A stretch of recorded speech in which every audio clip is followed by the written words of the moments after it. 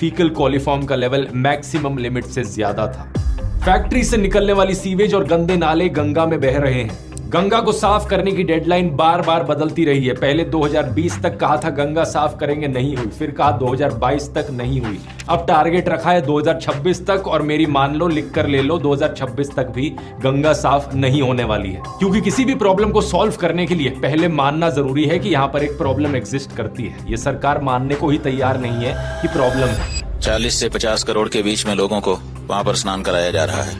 कहा जा रहा है कि हमने बहुत सारी व्यवस्था कर दी, पूरे विश्व में डंका पीटा जा रहा है, लेकिन जो मूल आवश्यकता थी लोगों को स्नान के लिए शुद्ध गंगा यमुना की धारा का जल, वो व्यवस्था तो नहीं हो पाई। बस ऊपर ऊपर से दिखावे किए जाते हैं लोगों को बेवकूफ बनाने के लिए। बहुत से लोगों को अभी भी लगता है कि नरेंद्र मोदी चीफ मिनिस्टर थे गुजरात के, उन्होंने साबरमती रिवर को साफ कर दी।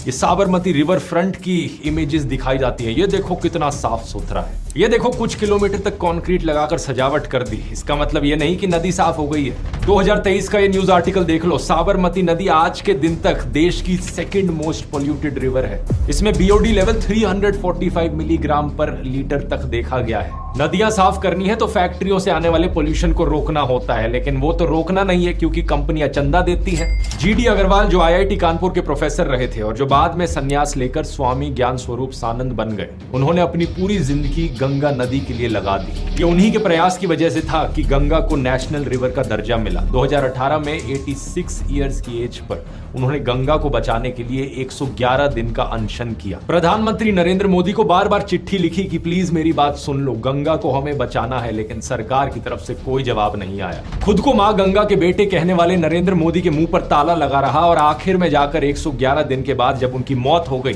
तब जाकर वो ट्वीट करते हैं। इस तरीके से असली साधु संतों को ट्रीट किया जाता है इनके द्वारा।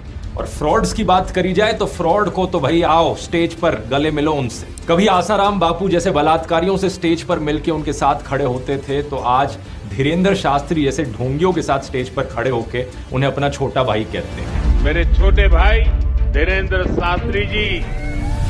जितने नमूनों के साथ फोटो खिंचवानी है खिंचवा लो, लेकिन असली साधुओं के लिए कोई रिस्पेक्ट नहीं है। धर्म के नाम पर नफरत फैलानी हो तो बुला लेना इन्हें, लाइन में सबसे आगे खड़े हुए मिलेंगे। कुछ 2-3 बॉलीवुड प्रोपेगेंडा फिल्मों का प्रचार करना हो वो भी कर दिया जाएगा, लेकिन जहां पर करोड़ों हिंदुओं की आस्था का सवाल है, जहां पर गंगा मां का सवाल है, वहां पर आपकी आस्था के साथ धोखा किया जाएगा। बोलो गंगा माता की जय।